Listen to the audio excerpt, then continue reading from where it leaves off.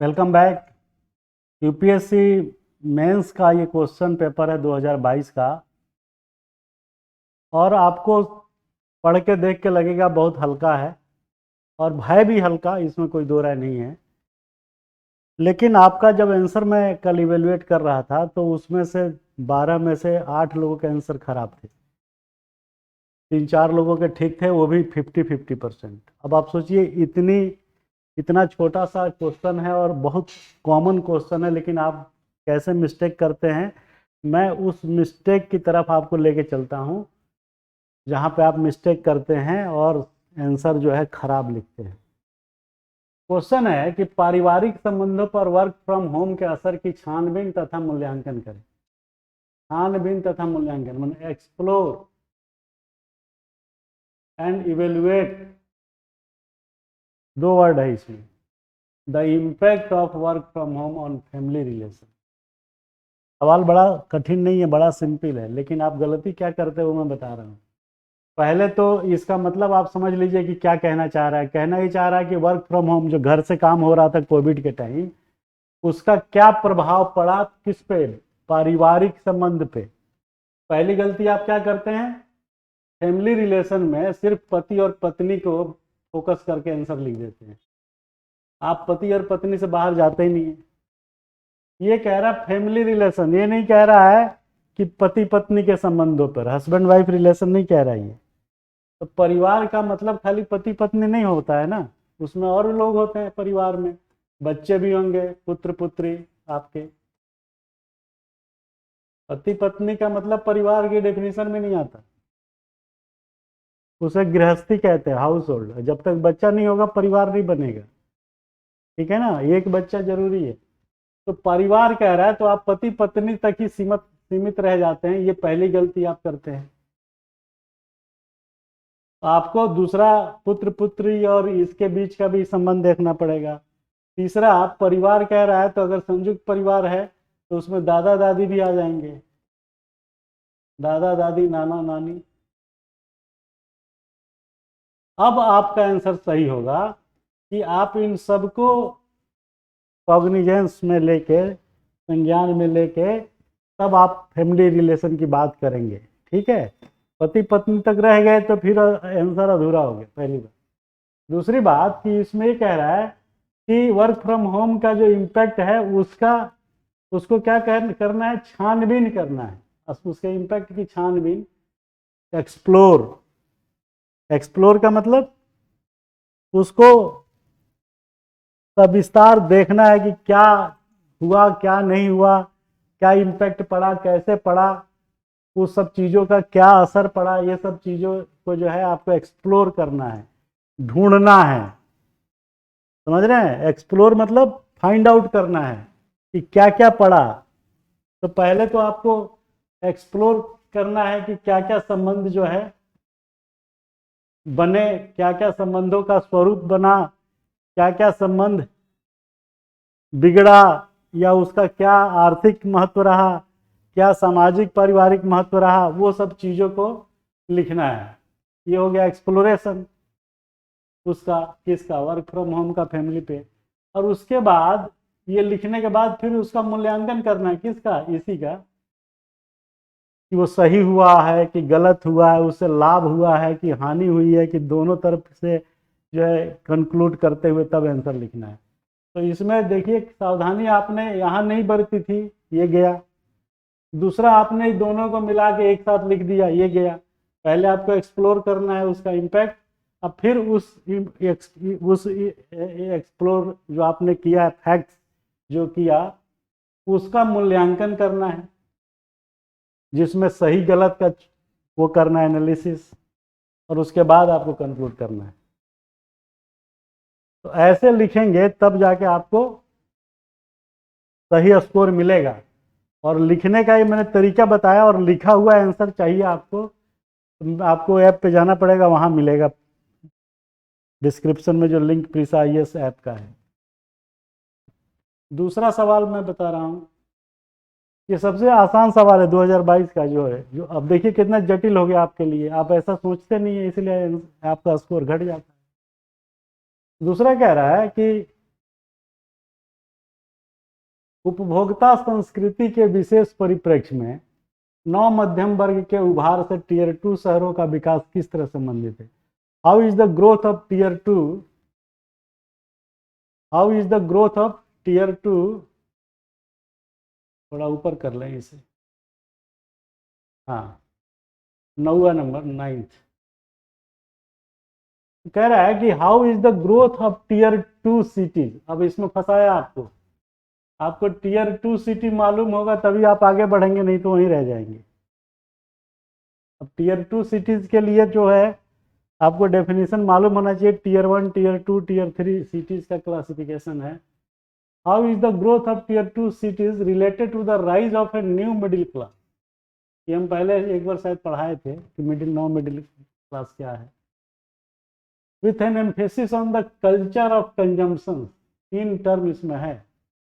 उपभोक्ता संस्कृति जिसमें हर चीज जो है खाने, पहनने, रहने, घूमने, सीखने, विलासी जीवन, लेजर जिसे कहते हैं, विलासितापूर्ण जीवन।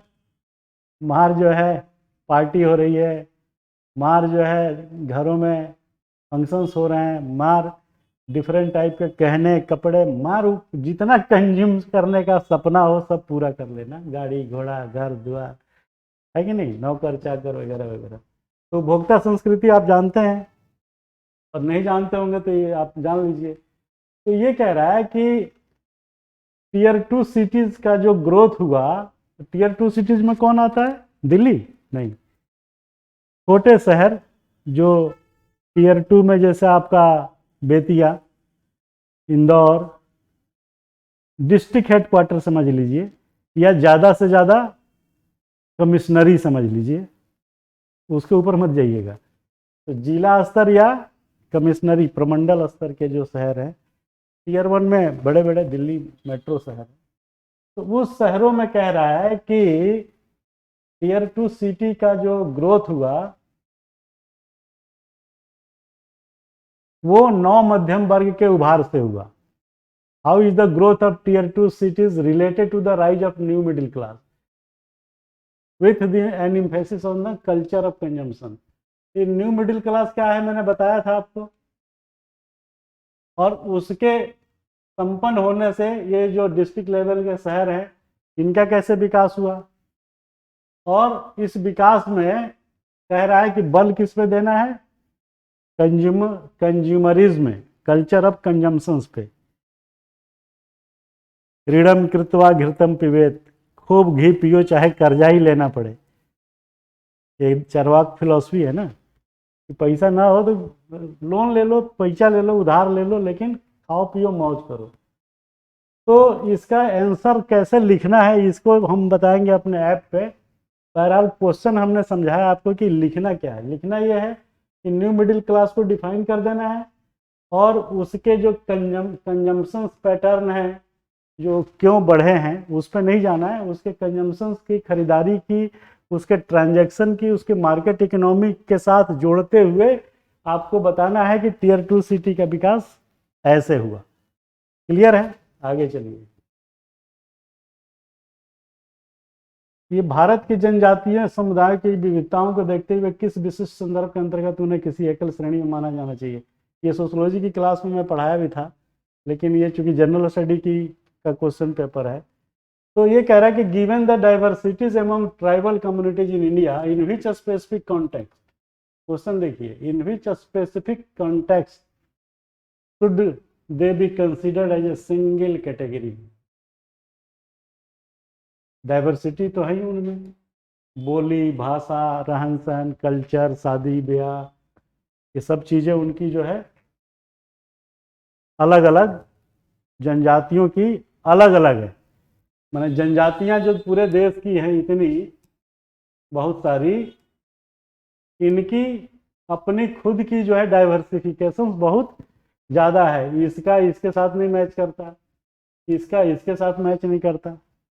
ये क्वेश्चन कह रहा है कि भारत के जनजातीय समुदाय की विविधताओं को देखते हुए किस विशिष्ट संदर्भ के अंतर्गत किसी एकल श्रेणी, यूनिट, तो इतने सारे फीचर्स हैं इन सबके अलग अलग, तो कोई एक फीचर कह रहा है ऐसा होगा जिसके आधार पर उन्हें एक कैटेगरी, सिंगल कैटेगरी में माना जा सकता है। अब दिमाग पे बत्ती जल गई आपकी, क्योंकि ऐसे तो पढ़ाया नहीं गया होगा।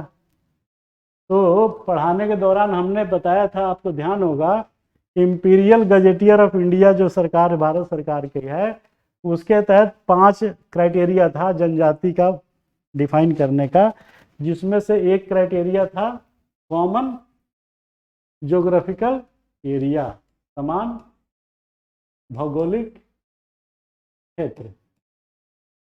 बाकी था बोली, भाषा, संस्कृति, ये सब चीजें थी। तो ये कैटेगरी क्या होगी? Common geographical area. और इसके बाद जो है आप इस समान भौगोलिक क्षेत्र में कुछ जनजातियों का उदाहरण देते हुए आप इसको जस्टिफाई कर देंगे कि इस आधार पर समान भौगोलिक क्षेत्र के आधार पर उनको एक सिंगल कैटेगरी में माना जा सकता है। क्योंकि कोई भी जनजाति तभी जनजाति बनती है जब वो निश्चित क्षेत्र में रह रही हो। ये नहीं कि पूरे देश में बिखरी पड़ी हो, ऐसा नहीं। उसको तभी मान्यता मिलती है जब वो एक निश्चित क्षेत्र में रहती हो और वहीं का होने दावा करती हो। वो बात अलग है कि वहाँ से उठ के ये दिल्ली में आ गए तो इनको नहीं मिलेगा, ऐसा नहीं है। मतलब ये है कि जो प्राइमरी चीज़ है कि एक सर्टेन भौगोलिक एरिया में रह रही हो, उसी को जनजाति माना जाता है। पहला डेफिनेशन की शर्त यह है। दूसरी जो बात है समान भाषा या बोली, तो समान भाषा बोली जो है ये बहुत बड़ा फैक्टर नहीं है, क्योंकि ये चीज़ तो आपके और हमारे बीच भी है। दिल्ली में जो आप बोली भोजपुरी बोल रहे हैं, कोई हरियाणवी बोल रहा है, कोई पंजाबी बोल रहा है, तो वो उसकी भी और आपकी दोनों में कॉमन हो गई। तो उस आधार पे तो आप जनजाति को कहेंगे नहीं कि एक विशिष्ट श्रेणी है। वो तो विशिष्ट श्रेणी नहीं हुआ, क्योंकि वो चीज़ तो हमारे और आप में भी है। तो भाषा बोली भौगोलिक क्षेत्र पहला था, दूसरा भाषा बोली, तीसरा जो है एंडोगेमी, माने अपने में शादी। हम लोग कहाँ अपने में शादी कर रहे हैं? मार दिल्ली वाला बिहार से करता है, बिहार वाला पंजाब से कर लेता है, पंजाबी से, पंजाबी वाला कहीं और से कर लेता है। तो वो चीज़ भी आप में और जनजातियों में कॉमन है ना। तो अंतःविवाही वो हैं और बाहर भी है। लेकिन सबसे बड़ा जो डेफिनेशन था वो था कॉमन ज्योग्राफिकल एरिया। तो अगर वो कॉमन ज्योग्राफिकल एरिया में है तभी जो है आप उसको एक विशिष्ट संदर्भ में एकल श्रेणी, सिंगल कैटेगरी मान सकते हैं, और उसी के बेसिस पे आपको समझाना पड़ेगा। ठीक है। तो इसकी नेक्स्ट क्वेश्चन जो है डिस्कस करेंगे। आपको ऐप पे चले जाइए, प्रीसा IAS ऐप पे, वहाँ मिलते हैं। Thank you very much.